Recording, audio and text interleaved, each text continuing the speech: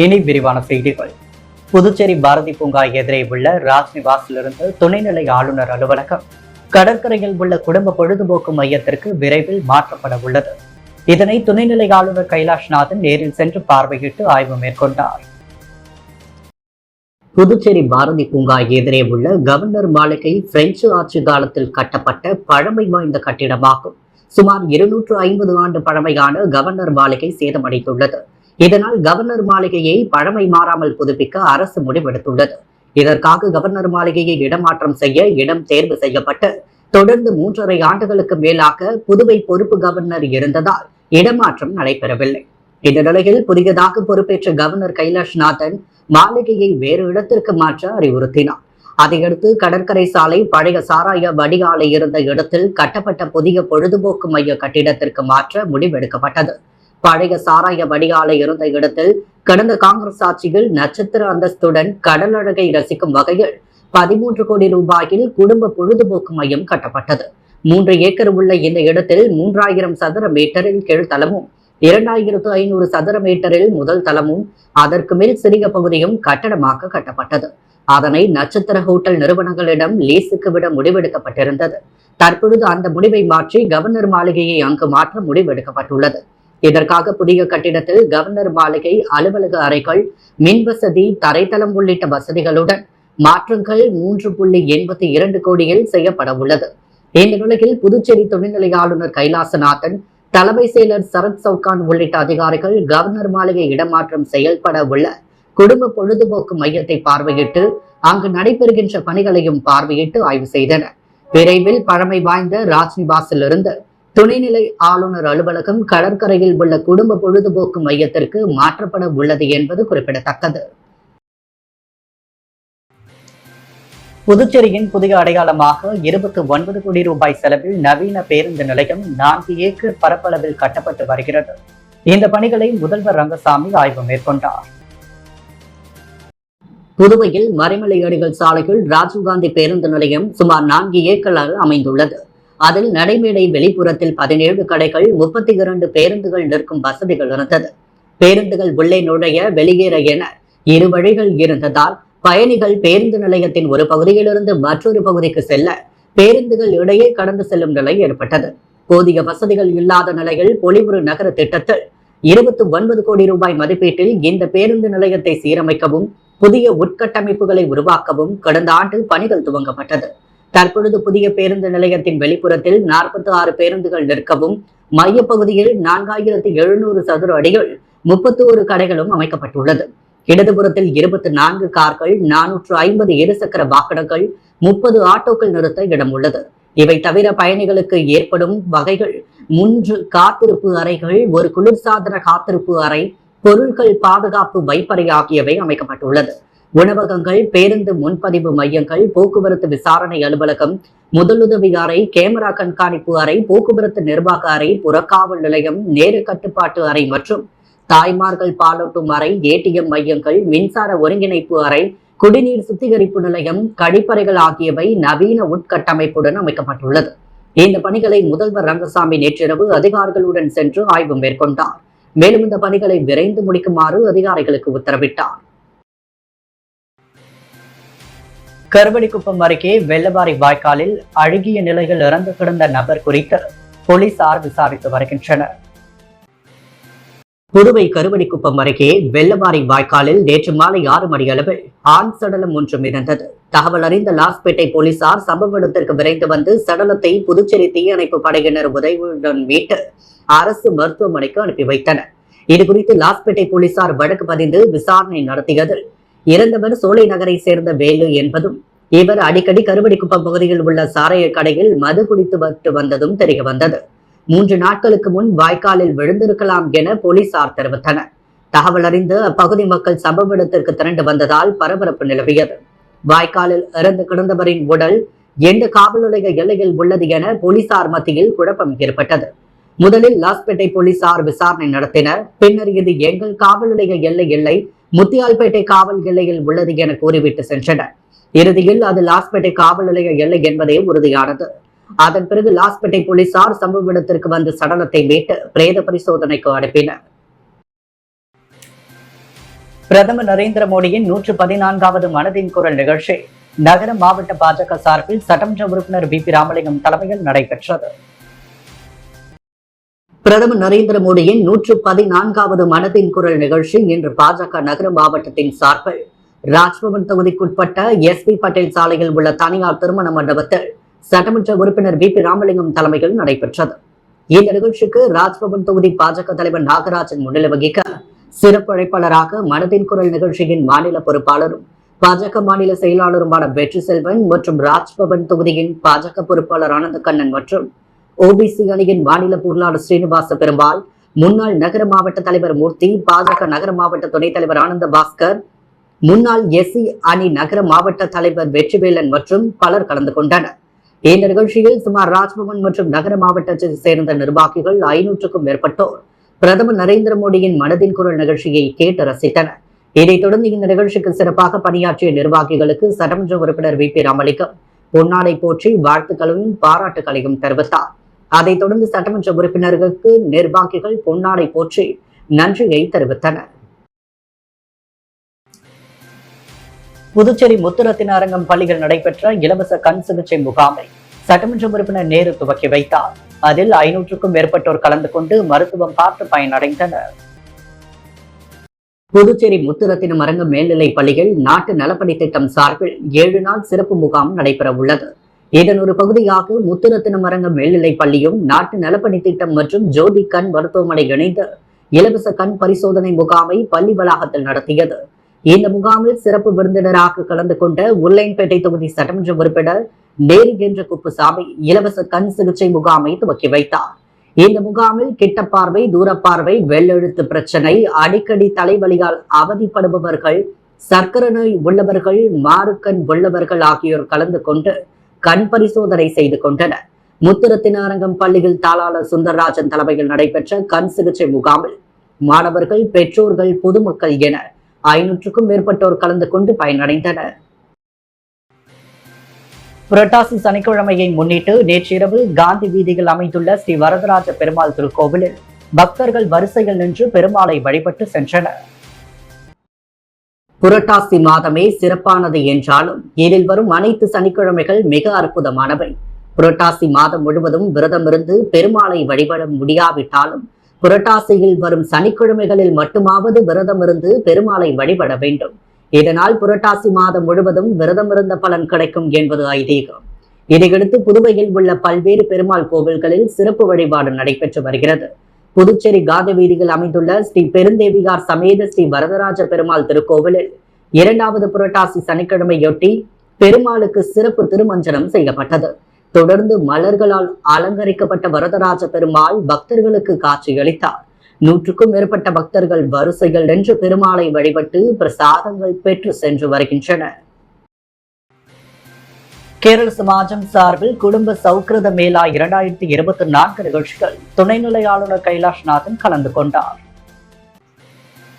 புதுச்சேரி கேரள சமாஜம் சார்பில் குடும்ப சௌக்கிரத மேளா 2024 நிகழ்ச்சி கடலூர் சாலையில் உள்ள ப்ரொவிடன்ஸ் மால் அருகில் செயின்ட் ஆண்டனிஸ் மஹாலில் நடைபெற்றது. துணைநிலை ஆளுநர் கைலாஷ்நாதன் சிறப்பு விருந்தினராக கலந்து கொண்டார். நிகழ்ச்சியில் கேரள பாரம்பரியத்தையும் பண்பாட்டையும் பிரதிபலிக்கும் வகையில் கலை நிகழ்ச்சிகள் நடைபெற்றது.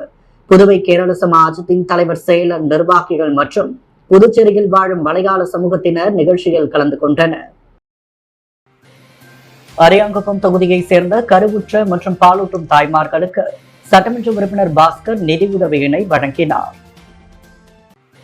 புதுச்சேரி அரசு ஆதி திராவிடர் நலம் மற்றும் பழங்குடியினர் நலத்துறை மூலம் அரியாங்குப்பம் தொகுதியை சேர்ந்த கருவுற்ற மற்றும் பாலூட்டும் தாய்மார்கள் 7 பயனாளிகளுக்கு 13,000 வீதம் 91,000 ரூபாய், 5 பயனாளிகளுக்கும் 18,000 வீதம் 80,000 ரூபாய் என 1,81,000 ரூபாய் நிதி பெறுவதற்கான ஆணையை நேற்று மாலை தொகுதியின் சட்டமன்ற உறுப்பினர் பாஸ்கர் என்ற தட்சிணாமூர்த்தி அரியாங்குப்பத்தில் உள்ள சட்டமன்ற உறுப்பினர் அலுவலகத்தில் வழங்கினார். இந்த நிதியினை சம்பந்தப்பட்ட பயனாளிகள் அனைவரும் அவரவர் வங்கி கணக்குகளில் நேரடியாக வழங்கப்பட்டுள்ளது. இந்த நிகழ்ச்சியில் பொழுதுத்துறை அதிகாரிகள் மற்றும் கட்சி நிர்வாகிகள் கலந்து கொண்டனர். வள்ளலார் பிறந்த நாளையொட்டி நடைபெற்ற இலவச பொது மருத்துவ முகாமில் ஏராளமான பொதுமக்கள் கலந்து கொண்டு பயன்பெற்றனர். வள்ளலார் பிறந்த நாளை முன்னிட்டு புதுச்சேரி முதலியார்பேட்டை ராமலிங்க சுவாமி மடத்தில் இலவச பொது மருத்துவ முகாம் நடைபெற்றது. இந்த முகாமிற்கு வள்ளலார் திருத்தொண்டர் கோபி என்ற கோபாலகிருஷ்ணன் தலைமை தாங்க சிறப்பு விருந்தினராக மடத்தின் அமைப்பு செயலாளர் ராமகிருஷ்ண கவுண்டர் கலந்து கொண்டு இலவச பொது மருத்துவ முகாமை துவக்கி வைத்தார். மருத்துவர்கள் வினோத், நித்யா, ராஜேஸ்வரி, பிரவீன்குமார் ஆகியோர் அடங்கிய மருத்துவ குழுவினர் மருத்துவ சிகிச்சை வழங்கினர். இந்த மருத்துவ முகாமில் சுமார் 500க்கும் மேற்பட்ட ஆண்கள், பெண்கள் கலந்து கொண்டு பயன்பெற்றனர். விழாவிற்கான ஏற்பாடுகளை மடத்தின் அறங்காவலர் கோபாலகிருஷ்ணன் தலைமையில் நிர்வாகிகள் செய்திருந்தனர். இந்த மருத்துவ முகாமில் பாஜக மாநில செயலாளர் வெற்றி செல்வம், அச்சயா மெடிக்கல் உரிமையாளர் ராகவேந்திரன், RPS சேர்மன் பிரேம் கணேஷ், துணை சேர்மன் தியாகராஜன் உட்பட ஏராளமானோர் கலந்து கொண்டனர். புதுச்சேரி பிராணிகள் நலம் மற்றும் பாதுகாப்பு இயக்கம் சார்பில் நடைபெற்ற ரேபிஸ் தடுப்பு விழிப்புணர்வு பேரணியை சபாநாயகர் செல்வம் கொடியசைத்து துவக்கி வைத்தார். புதுச்சேரி பிராணிகள் நலன் மற்றும் பாதுகாப்பு இயக்கம் மற்றும் மத்திய விலங்குகள் நல வாரியம் ஆகியவை இணைந்து நடத்திய மாபெரும் ரேபிஸ் தடுப்பு விழிப்புணர்வு பேரணி புதுச்சேரி கடற்கரை சாலையில் நடைபெற்றது. இந்த விழிப்புணர்வு பேரணியை சட்டப்பேரவைத் தலைவர் செல்வம் தலைமை தாங்கி துவக்கி வைத்தார். முன்னதாக ஸ்ரீ லட்சுமி நாராயண நர்சிங் காலேஜ் முதல்வர் டாக்டர் ராஜலட்சுமி அனைவரையும் வரவேற்று பேசினார்.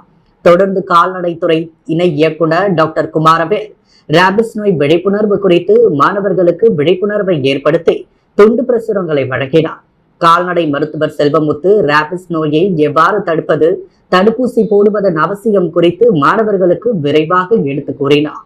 தாசில்தார் ஐயனார் அனைவருக்கும் நன்றி உரையாற்ற இந்த பேரணிக்கான ஏற்பாடுகளை அமைப்பு உறுப்பினர்கள் டாக்டர் சபரி மற்றும் குழுவினர் செய்திருந்தனர். ரங்கசாமியை சுற்றி ஊழல்வாதிகளும் திருடர்களும் தான் இருக்கிறார்கள். ஊழலை தட்டி கேட்டால் எங்கு ஆட்சி கவிழ்ந்து விடுமோ என்ற பயத்தில் ரங்கசாமி இருப்பதாக அதிமுக மாநில செயலாளர் அன்பழகன் பகிரங்கமாக குற்றம் சாட்டியுள்ளார். புதுச்சேரி அதிமுக சார்பில் பேரறிஞர் அண்ணாவின் 116ஆம் ஆண்டு பிறந்தநாள் விழா பொதுக்கூட்டம் மற்றும் நலத்திட்ட உதவிகள் வழங்கும் விழா ரெட்டியார்பாளையம் பத்திரப்பதிவுத்துறை அலுவலகம் அருகில் நடைபெற்றது. புதுச்சேரி மாநில கழக அவைத் தலைவர் அன்பானந்தம் தலைமையில் நடைபெற்ற கூட்டத்தில் கோவை புறநகர் மாவட்ட கழக இணை செயலாளர் மணிமேகலை, திருவண்ணாமலை தெற்கு மாவட்ட இலக்கிய அணி இணை செயலாளர் வெங்கட்ராமன் ஆகியோர் சிறப்பு விருந்தினராக கலந்து கொண்டனர். கூட்டத்தில் கலந்து கொண்ட ஏழை எளிய பெண்களுக்கு இலவச தையல் மிஷின், இலவச புடவைகள் உள்ளிட்ட நலத்திட்ட உதவிகள் வழங்கப்பட்டது. பின்னர் பொதுக்கூட்டத்தில் பேசிய அதிமுக மாநில செயலாளர் அன்பழகன், கஞ்சா உள்ளிட்ட போதைப் பொருட்கள் கடத்தும் மாநிலமாக தமிழகம் உள்ளது. நிதி ஆயோக் கூட்டத்தை புறக்கணித்த தமிழக முதலமைச்சர் ஸ்டாலின், செந்தில் பாலாஜிக்கு ஜாமீன் கிடைத்த பிறகு எதற்காக மோடியை சந்திக்க வேண்டும்? பெரியப்பா மோடிக்கும் தமிழக முதல்வர் ஸ்டாலினுக்கும் கள்ள உறவு இருக்கிறது. சின்னம்மா சசிகலா, ரங்கசாமி ஆகியோரை மோடி தடவி கொடுத்ததால் தான் அவர்கள் இன்று பாவமான நிலையில் உள்ளனர் என்பதை ஸ்டாலின் புரிந்து கொள்ள வேண்டும். இந்திய அரசியலமைப்பு சட்டம் கொடுத்துள்ள இடஒதுக்கீடு தவறானது என்று ராகுல் காந்தி அமெரிக்காவில் பேசிவிட்டு வருகிறார். இதற்கு திமுக ஏன் எதிர்ப்பு தெரிவிக்கவில்லை என்று கேள்வி எழுப்பினார். இந்தியாவில் இருக்கும் நல்ல முறையிலும் வெளிநாடு செல்லும் பொழுது தண்ணீர் அடித்துவிட்டு ராகுல் பேசுகிறாரா என கடுமையாக விமர்சித்தார். ஒவ்வொரு தேர்தலிலும் பாஜக பணத்தை கொண்டு வந்து பிள்ளை பிடிப்பது போன்று பாஜகவுக்கு ஆட்களை பிடித்து வருவதாக கூறிய அன்பழகன், பிஜேபி என்பது பாசிச கட்சி என்று வரை உருட்டி மிரட்டியே அனைவரையும் கட்சியில் இணைத்து வருகின்றனர். இந்த உரட்டல் மிரட்டலுக்கு பயப்படாமல் பாஜகவுடன் கூட்டணி இல்லை என்று சொன்னவர்கள் தான் எடப்பாடி என்றார். கடந்த 3 ஆண்டுகளில் 111 தடவை ரேஷன் கடை திறந்து அரிசி வழங்க இருக்கிறோம் என்று முதலமைச்சர், அமைச்சர்கள் என அனைவரும் தெரிவித்துள்ளனர். ஆனால் இதுவரை அதை செயல்படுத்தவில்லை. இந்தியாவிலேயே கல்வி உரிமை சட்டம், பொது விநியோக திட்டம் இல்லாத ஒரே மாநிலம் புதுச்சேரி மட்டும்தான் என்றும் அன்பழகன் சுட்டிக்காட்டியுள்ளார். காரைக்கால் மாவட்டத்தில் நேற்று முதல் 3 நாட்கள் நடைபெறும் உலக சுற்றுலா தின விழா 2024 முன்னிட்டு 2ஆம் நாளான இன்று மாவட்ட நிர்வாகம் மற்றும் மீன்வளத்துறை மேலும் சுற்றுலாத்துறை இணைந்து அரசர் ஆற்றில் படகு போட்டியை நடத்தியது. காரைக்காலில் உள்ள 11 மீனவ கிராமங்களை சேர்ந்த மீனவர்கள் தங்கள் படகுகளுடன் இந்த நிகழ்வில் கலந்து கொண்டனர். ஒவ்வொரு மீனவ கிராமத்திற்கும் ஒரு படகு விகிதம். மீனவ கிராமத்தை சேர்ந்தவர்களும் கட்டுமர படகுகளில் வந்து இந்த போட்டியில் கலந்து கொண்டனர். போட்டியில் மீன்வளத்துறையின் அறிவுறுத்தலின் பேரில் மீனவர்கள் ஒவ்வொரு படகிலும் 3 பேர் மட்டுமே அனுமதிக்கப்பட்டனர். 3 பேருக்கு 2 துடுப்பு, 1 தண்டிகை மட்டும் அனுமதிக்கப்பட்டது. இந்த போட்டி மதகடி புதுப்பாலத்திலிருந்து 800 மீட்டர் தொலைவிற்கு நடைபெற்றது. போட்டியினை மாவட்ட ஆட்சியர் மணிகண்டன் கொடியசைத்து துவக்கி வைத்தார். இந்த நிகழ்வில் மீன்வளத்து அரசு துறை அதிகாரிகள், மீனவ பஞ்சாயத்தாரர்கள், மீனவ கிராமத்தை சேர்ந்த முக்கிய பிரமுகர்கள், பொதுமக்கள் கலந்து கொண்டனர். இப்போட்டியில் மண்டபத்தூர் மீனவ கிராமம் முதல் பரிசாக 15,000-மும், காசகுடி மீனவ கிராமம் இரண்டாவது பரிசாக 10,000-மும், கிளிஞ்சல்மேடு மீனவ கிராமம் மூன்றாவது பரிசாக 5,000 ரூபாயை தட்டி சென்றது. மேலும் இதில் கலந்து கொண்ட அனைவருக்கும் ஆறுதல் பரிசு தலா 1,000 ரூபாய் வழங்கப்பட்டது. புரணாசிங்குபாளையம் பாவேந்தர் பாரதிதாசன் அரசு மேல்நிலைப் பள்ளியில் அறிவியல் கண்காட்சி நடைபெற்றது. புதுச்சேரி மாநிலம் மண்ணாடிப்பட்டு சட்டமன்ற தொகுதிக்குட்பட்ட புரணாசிங்குபாளையம் பகுதியில் அமைந்துள்ள பாவேந்தர் பாரதிதாசன் அரசு மேல்நிலைப் பள்ளிகள் அறிவியல் கண்காட்சி நடைபெற்றது. நிகழ்ச்சிக்கு பள்ளி துணை முதல்வர் சபாபதி தலைமை தாங்க மதகடிப்பட்டு கலைஞர் கருணாநிதி துணை முதல்வர் பாக்கியலட்சுமி சிறப்பு அழைப்பாளராக கலந்து கொண்டார். கண்காட்சியின் நோக்க உரையை இயற்பியல் விரிவுரையாளர் பக்ரிசாமி நிகழ்த்தினார். கணேஷ் பிரபாகரன் இயற்பியல் விரிவுரையாளர், கம்பன் அரசு மேல்நிலைப் பள்ளி நேட்டப்பாக்கம் பரமேஸ்வரி பட்டதாரி ஆசிரியர் மதகடிப்பட்டு கண்காட்சி நடுவராக இருந்து 300க்கும் மேற்பட்ட கண்காட்சி படைப்புகளை கண்டு பரிசு பெறும் படைப்புகளை தேர்ந்தெடுத்தனர். கண்காட்சியில் தலைமை ஆசிரியை நிலை 2 ஆசிரியை பெருமக்கள் மற்றும் மாணவ மாணவியர்கள் கண்டுகளித்தனர். நிகழ்ச்சியை தமிழ் ஆசிரியை அமுதா தொகுத்து வழங்க NSS ஒருங்கிணைப்பாளர் சார்லஸ் பால், நல்லம், கௌரி, ஓவிய ஆசிரியர் ரகுநாத் நிகழ்ச்சி ஏற்பாடுகளை செய்தனர். அரியாங்குப்பம் திரௌபதி அம்மன் ஆலயத்தில் புரட்டாசி மாதம் 2ஆம் சனிக்கிழமையை முன்னிட்டு சிறப்பு வழிபாடு நடைபெற்றது. புதுச்சேரி மாநிலம் அரியாங்குப்பம் பகுதியில் எழுந்தருளியுள்ள அருள்மிகு ஸ்ரீ திரௌபதி அம்மன் ஆலயத்தில் தனி சன்னதி கொண்டு எழுந்தருளியுள்ள ஸ்ரீ பார்த்தசாரதி பெருமாளுக்கு புரட்டாசி மாதம் 2ஆம் சனிக்கிழமையை முன்னிட்டு நேற்று சிறப்பு பூஜைகள் நடைபெற்றது. முன்னதாக இந்த ஆலயத்தில் உள்ள அனைத்து பரிவார தெய்வங்கள் மற்றும் மூலவர்களுக்கு சிறப்பு அபிஷேக ஆராதனைகள் நடைபெற்று அருள்மிகு ஸ்ரீ பார்த்தசாரதி பெருமாள் சன்னதி மூலவருக்கு திருப்பதி வெங்கடாச்சலபதி அலங்காரங்கள் செய்யப்பட்டு மகா தீப ஆராதனைகள் காண்பிக்கப்பட்டது. தொடர்ந்து உற்சவ மூர்த்திகளான பெருமாள், தாயார், ஆண்டாள் சுவாமிக்கு சிறப்பு பூஜைகள் நடைபெற்று கருட வாகனத்தில் சுவாமி உட்புறப்பாடு நடைபெற்றது. இதில் ஏராளமான பெண்கள், குழந்தைகள், முதியோர்கள் என பலர் பெருமாள் பாடல்களுக்கு நடனமாடி சுற்றி வந்தனர். தொடர்ந்து இந்த விழாவில் பங்கேற்ற அனைத்து பக்தர்களுக்கும் அன்னதானமும் வழங்கப்பட்டது. இந்த நிகழ்ச்சியில் சிறப்பு விருந்தினராக தொகுதியின் சட்டமன்ற உறுப்பினர் பாஸ்கரன் தட்சிணாமூர்த்தி கலந்து கொண்டு சுவாமி தரிசனம் செய்து அன்னதானம் வழங்கினார். அருள்மிகு அருணகிரிநாதர் திருப்புகழ் மன்றம் சார்பில் 35ஆம் ஆண்டு விழா புதுச்சேரி தமிழ்ச் சங்கத்தில் நடைபெற்றது. இதில் ஏராளமான பொதுமக்கள் கலந்து கொண்டு ரசித்தனர். அருள்மிகு அருணகிரிநாதர் திருப்புகழ் மன்றம் சார்பில் 35ஆம் ஆண்டு விழா புதுச்சேரி தமிழ்ச் சங்கத்தில் நடைபெற்றது. விழா காலை மங்கள இசையுடன் துவங்கியது. தொடர்ந்து திருப்புகழ் கொடியேற்றுதல் மற்றும் திருப்புகழ் தீபம் ஏற்றுதல் நிகழ்வு நடைபெற்றது. இதையடுத்து நிகழ்ச்சிக்கு அருள்மிகு அருணகிரிநாத சுவாமிகள் தலைமை தாங்க மருத்துவர் ரத்னவேலு காமராஜன் வரவேற்புரையாற்றினார். தொடர்ந்து திரு கைலாய பரம்பரை மயிலம் 20ஆம் பட்டம் ஸ்ரீ சிவஞான பாலய சுவாமிகள் ஆசியுரை வழங்க கலைமாமணி கலிய பெருமாள் நோக்க உரையாற்றினார். இந்த நிகழ்ச்சியில் புதுச்சேரி தமிழ்ச்சங்க தலைவர் முத்து, கோல்டவுஸ் பழனி அடைக்கலம், அருணகிரிநாதர் திருப்புகழ் மன்ற தலைவர் ரவிசங்கர் உள்ளிட்டோர் கலந்து கொண்டனர். விழாவில் படிக்கும் திருப்புகழ் வேலெடுத்த பெருமாள் திருப்புகழ் காட்டும் வினைமேவிய ஆன்மாக்கள் என்ற தலைப்பில் சிந்தனை அரங்கம் நடைபெற்றது. இதில் முனைவர்கள் அன்பழகன், முருகசாமி, தோல் அழகியல் சிகிச்சை மருத்துவர் சங்கரதேவி உள்ளிட்டோர் கலந்து கொண்டு உரையாற்றினர்.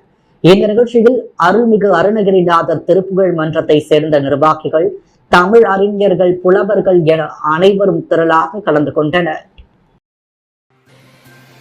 ஒதிகம்பட்டு கிராமத்தில் எழுந்தள்ளியுள்ள உச்சிஷ்ட கணபதி ஆலயத்தில் திருவிளக்கு பூஜை நடைபெற்றது. வில்லியனூர் கொம்யூன் ஒதிகம்பட்டு கிராமத்தில் எழுந்தள்ளியுள்ள ஸ்ரீ நீல சரஸ்வதி சமேத உச்சிட கஷ்ட கணபதி ஆலயத்தில் அமைந்துள்ள ஆர்ச வித்யா பவன் ஸ்ரீ பத்வானந்த ஆனந்த சரஸ்வதி சுவாமிகளின் 5ஆம் ஆண்டு குரு பூஜை விழா நேற்று காலை நடைபெற்றது. அதைத் தொடர்ந்து இந்த ஆலயத்தில் சிறப்பு பால்குடம் மற்றும் சந்தனம், பன்னீர், மஞ்சள், இளநீர் உள்ளிட்ட பல திரவியங்களாலான அபிஷேகங்களும் நடைபெற்று கலச அலங்காரத்துடன் யாக வேள்விகள் செய்து கலசாபிஷேகம் நடைபெற்றது. தொடர்ந்து மாலை திருவிளக்கு பூஜை நடைபெற்றது. இந்த பகுதியை சேர்ந்த ஏராளமான பெண்கள் கலந்து கொண்டு திருவிளக்கு பூஜை செய்து வழிபட்டனர். இந்த நிகழ்ச்சிக்கான ஏற்பாடுகளை ஆலய நிர்வாகிகள் ஓம் பிரகாஷ் கணபதி, ஜெயகுரு மற்றும் ஊர் பொதுமக்கள் இணைந்து செய்திருந்தனர். விடவக்கரை தொகுதி முழுவதும் டெங்கு காய்ச்சல் சைக்கிள் விழிப்புணர்வு பேரணியை சமூக சேவகர் வழக்கறிஞர் சசிபாலன் துவக்கி வைத்தார். புதுச்சேரியில் சமீப காலமாக அதிகரித்து வரும் டெங்கு காய்ச்சலால் பொதுமக்கள் பெரிதும் பாதிக்கப்பட்டுள்ளனர். இதற்காக சுகாதாரத்துறையும் பல்வேறு நடவடிக்கைகளை மேற்கொண்டு வருகிறது. இதை கருத்தில் கொண்டு மக்களிடையே பரவி வரும் டெங்கு காய்ச்சலை உழவர்கரை தொகுதி முழுவதும் தடுக்கும் வகையில் டெங்கு விழிப்புணர்வு சைக்கிள் பேரணியை உழவர்கரை தொகுதி சமூக சேவகரும் வழக்கறிஞருமான சசிபாலன் மூலக்குளம் பகுதியில் துவக்கி வைத்தார். தொகுதி மக்கள் பேர் ஆதரவுடன் துவங்கப்பட்ட சைக்கிள் பேரணி தொகுதி முழுவதும் சசிபாலன் பேரவை நிர்வாகிகளால் பொதுமக்களிடையே விழிப்புணர்வு ஏற்படுத்தியது. மேலும் வழக்கறிஞர் சசிபாலன் மூலக்குளம் உள்ளிட்ட சுற்றியுள்ள வீடுகள் மற்றும் கடைகள் அவரே நேரடியாக சென்று டெங்குவை தடுப்பதற்கான வழிமுறைகளை மக்களிடையே எடுத்துரைத்தார். இந்த நிகழ்ச்சியில் சசிபாலன் பேரவை நிர்வாகிகள் மற்றும் ஒரு முக்கிய பிரமுகர்கள் பொதுமக்கள் திரளாக கலந்து கொண்டனர். புதிய ஜனநாயக தொழிலாளர் முன்னணி அரங்க கூட்டம் உருளையன்பேட்டையில் உள்ள திராவிடர் விடுதலை கழக அரங்கத்தில் நடைபெற்றது. புதுச்சேரி புதிய ஜனநாயக தொழிலாளர் முன்னணி சார்பில் அரங்க கூட்டம் உருளையன்பேட்டையில் உள்ள திராவிடர் விடுதலை கழக அலுவலகத்தில் மாநில தலைவர் சரவணன், பொதுச் செயலாளர் மகேந்திரன் தலைமையில் நடைபெற்றது. ஏஐடியுசி மாநில தலைவர் தினேஷ் பொன்னையா, சிஐடியு துணைத் தலைவர் முருகன், மாநில பொதுச் செயலாளர் லோகநாதன் ஆகியோர் கலந்து கொண்டு கருத்துரையாற்றினர். இந்த கூட்டத்தில் நமது நாட்டில் தொழிலாளர்களுக்கு இருக்கின்ற 44 சட்டங்கள் பல்லாயிரக்கணக்கான தொழிலாளர்களின் உயிர் தியாகத்தால் கிடைக்க பெற்றவை. அச்சட்டத்தின் மூலம் தொழிலாளர்கள் ஆண்டு கணக்கில் போராடினாலும் அவர்களது உரிமைகளை பெற முடிவதில்லை. எனினும் தொழில் வளர்ச்சி மற்றும் தொழில் துவங்குவதற்கு தகுந்த சூழலை உருவாக்குவது என்ற பெயரில் தொழிலாளர் சட்டங்களை ஒழித்து கட்டும் வகையில் 4 விதிமுறைகளை தொகுப்புகளாக மாற்றும் நடவடிக்கைகளை மேற்கொண்டு வருகிறது பாஜக மோடி அரசு. ஒன்றிய மோடி அரசின் இந்த நடவடிக்கைகளை தொழிலாளி வர்க்கம் ஒன்றிணைந்து போராடி முறியடிக்க வேண்டும் என்பதை வலியுறுத்தும் விதமாக ஒதுங்காதே ஒன்று சேர், புதிய தொழிலாளர் சட்ட தொகுப்பை நிறைவேற்ற விடாதே எனும் தலைப்பில் தமிழகம் புதுவை தழுவிய பிரச்சார இயக்கங்கள் மேற்கொள்ளப்பட்டு வருகிறது. அதன் ஒரு பகுதியாக புதுவையில் தமது புதிய ஜனநாயக தொழிலாளர் முன்னணி சார்பில் இந்த ஆலோசனை கூட்டம் நடைபெற்றது. இதில் நிர்வாகிகள் பலர் கலந்து கொண்டனர். முடிவில் மக்கள் அதிகார பொருளாளர் செல்லக்கண்ணு நன்றி உரையாற்றினார். புதுவையின் அன்றாட நிகழ்வுகளை காண பாண்டி ஹெட்லைன்ஸ் யூடியூப் சேனலை சப்ஸ்கிரைப் பண்ணுங்க. தொடர்ந்து எங்களுடன் இணைந்திருக்க பக்கத்தில் உள்ள பெல் பட்டனை பிரஸ் பண்ணுங்க, லைக் பண்ணுங்க, ஷேர் பண்ணுங்க. என்றும் உங்களுடன் பாண்டி ஹெட்லைன்ஸ்.